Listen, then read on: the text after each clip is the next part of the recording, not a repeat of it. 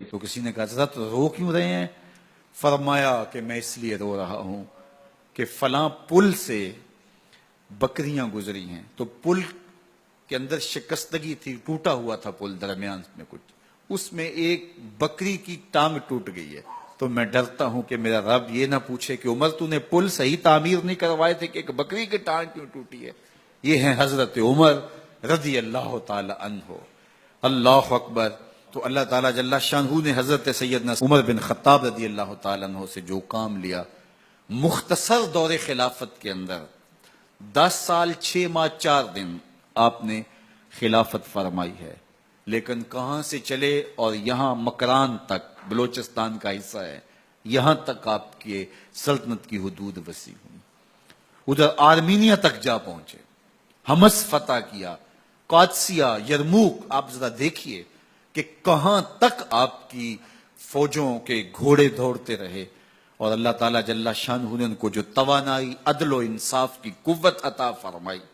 اللہ اکبر۔ جب زمین پہ عدل کیا ہو تو زمین بھی حکم مانتی ہے، اور حضرت عمر وہ تھے جن کا حکم ہوائیں بھی مانتی تھی، زمین بھی مانتی تھی، جن کا حکم جو ہے وہ آگ بھی تسلیم کرتی تھی اور دریا بھی ان کا حکم مانا کرتے تھے۔ مصر کے اندر یہ رسم بد جاری تھی کہ سال کے بعد ایک دو شیزہ کو زیورات پہنا کے اچھے لباس میں ملبوس کر کے دریا کی بھیڑ چڑھایا جاتا، اس کی قربانی دی جاتی، اس کا خون بہتا تو دریا چلتا۔ جب مسلمانوں نے مصر فتح کیا تو گورنر نے لکھا کہ اسلام تو اس طرح کی رسوم کی اجازت نہیں دیتا، لیکن خشک سالی ہے، لوگوں کی فصلیں ویران پڑی ہیں، تو حضرت کیا کیا جائے؟ تو حضرت عمر رضی اللہ تعالیٰ عنہ کاغذ کے ٹکڑے پہ لکھتے ہیں، بسم اللہ الرحمن الرحیم۔ مصر کے نیل کی جانب عمر کا خط لکھتے ہیں، اے نیل، اگر تو اللہ کے حکم سے چلا کرتا ہے تو چل، ورنہ ہمیں تیرے چلنے کی کوئی حاجت نہیں ہے۔ اور قاصد کو کہا یہ خط لے جاؤ اور جا کے دریائے نیل میں پھینک دو۔ قاصد جا کے خط دریائے نیل میں پھینک دیتا ہے، پانی آتا ہے، ایسا دریائے نیل چلا، 14 صدیاں ہوئی ہیں، آج تک کبھی بند ہی نہیں ہوا۔ دریا حکم مانتے ہیں، آگ نکلتی ہے۔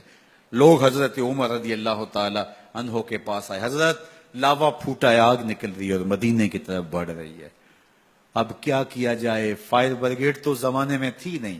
عمر نے اپنی قمیض اتاری، جس قمیض پہ 17 پیوند لگے ہوئے تھے چمڑے کے، کہا یہ قمیض لے جاؤ، جدھر آگ بڑھ رہی ہے آگے ڈھالنا، آگ پیچھے بھاگ جائے گی۔ زلزلہ آتا ہے تو زمین پہ درہ مارتے ہیں، زمین رک جا، کیا عمر نے تیری چھاتی پہ عدل نہیں کیا ہے؟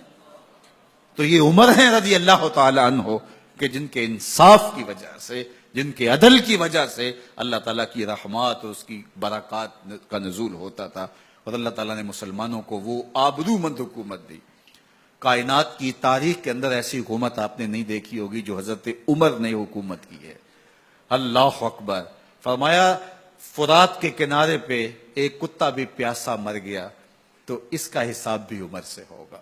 باہر سے سفیر آتا ہے اور آ کے پوچھتا ہے کہ میں امیر المومنین کے، مسلمانوں کے حکمران کے محل میں جانا ہے، تو وہ مسکرا کے کہتے ہیں ہمارے امیر کا تو کوئی محل نہیں ہے۔